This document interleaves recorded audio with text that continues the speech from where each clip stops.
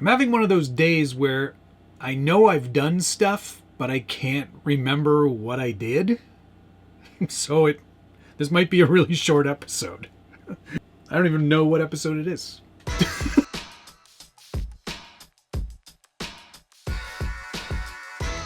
Welcome back to the Scale Builders Guild. Thanks again for watching. It's episode 106 of What's on the Bench Weekly.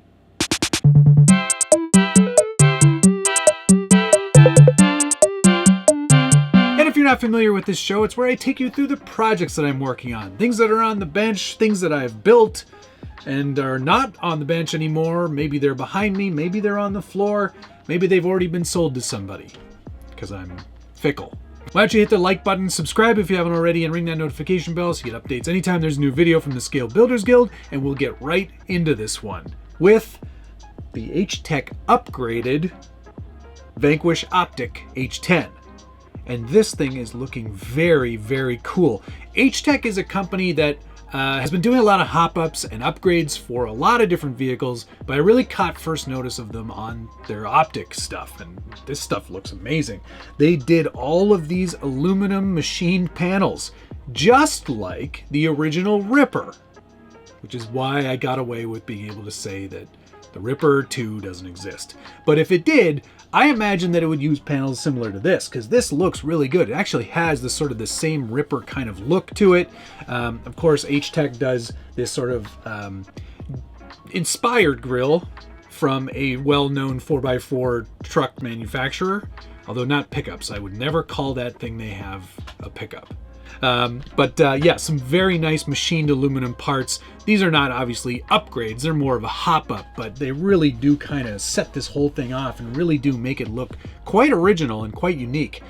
This is just a decal that I applied here, so that's not on the actual panel. But H10 offers many different colors. They'll even do custom colors. I don't know how they can possibly do that. That's very cool. For the meantime, I did put on these Proline trenchers with these really cool Vanquish beadlocks. One of my favorite all-time beadlock rings that they've ever done. It just looks so cool, and it's a great match to the panels. I thought it looked really, really good, just like it sits right there. This is obviously the Knight Customs moving interior. Josh's head moves, my head moves, and the shifter is locked in place because I didn't want to have him drifting with this. Not a drift style. Other things that H10 offers, they've actually got functional bump stops for the front suspension setup right up there. You can install these and actually have little springy bump stops, which I thought was pretty cool. Very cool. These are some light mounts for the front grille. I'm not sure how they work exactly, but we're going to find out probably in an upcoming episode. I've also got their aluminum steering link upgrade kit here as well. So this will replace all of these plastic bits up front, which should add some strength and rigidity, which is always good. What else have we got here? A little bit of a dress-up kit here for the front hydraulic ram, for that faux hydraulic ram steering. And finally, this is a new rear bulkhead, just in machined aluminum as well.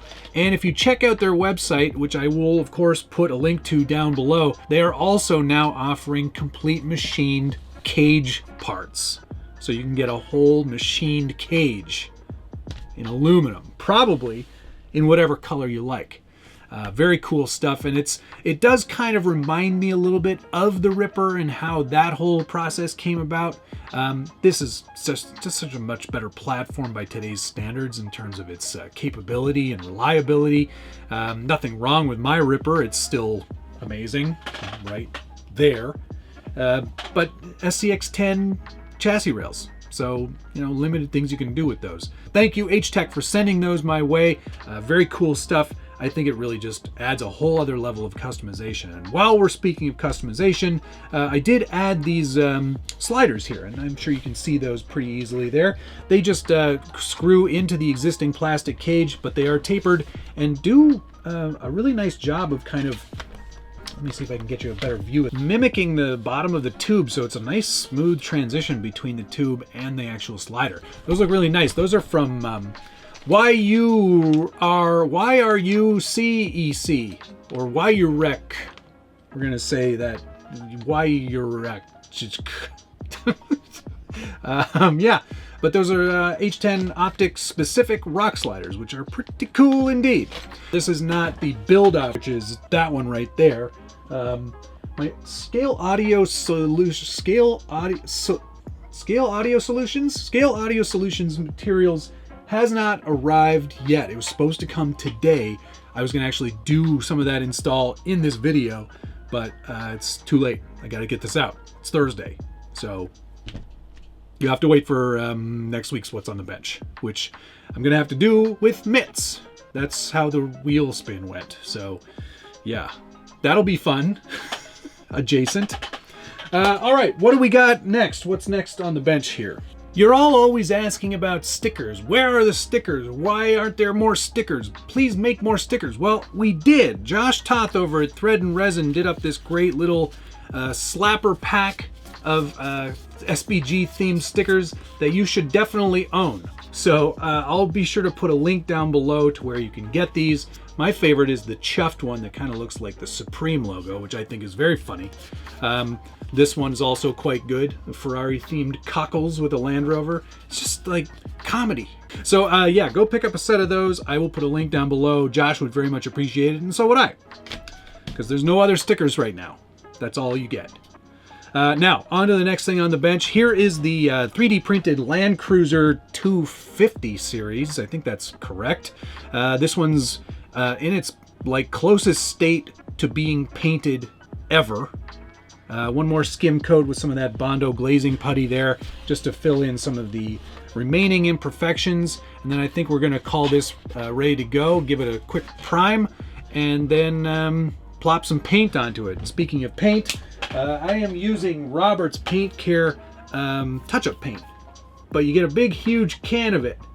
So it's not really touch-up paint anymore, it's just spray paint, but it's automotive spray paint.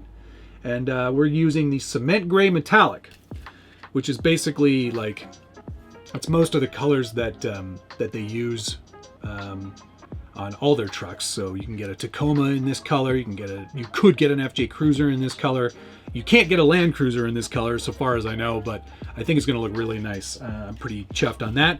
I also did buy the Cavalry Blue, which is a really great sort of like more retro color, but Richard wants to paint his that color, so I'm allowing him that opportunity. I'll use that on an FJ Cruiser. I still need to finish that too. There's no end to the projects here, and that's part of the problem. There's always new things coming out, and we are getting closer to that sort of Christmassy season, which I hate saying out loud in October, but we are coming into that soon, and that's something that is going to probably amplify the amount of videos that are going to be coming out here on the channel. So of course, there's no better way to segue into my members only channel than by saying exactly that. If you're interested in checking out a lot of behind the scenes tips and tricks, watching me TIG weld for the first time and get scared of it, there's no better place than the Scale Builders Guild YouTube members only channel. There's a lot of great content in there. It would be great to have you. We've got 200 plus people that are participating already, and I can't remember what side of the screen they appear on because my monitor is off, but there are many of you, and for that I thank you for the support. It means an awful lot. Okay, back to what's on the bench. Time for a Darla report. Yes, here is Darla. She is dirty. She's dusty.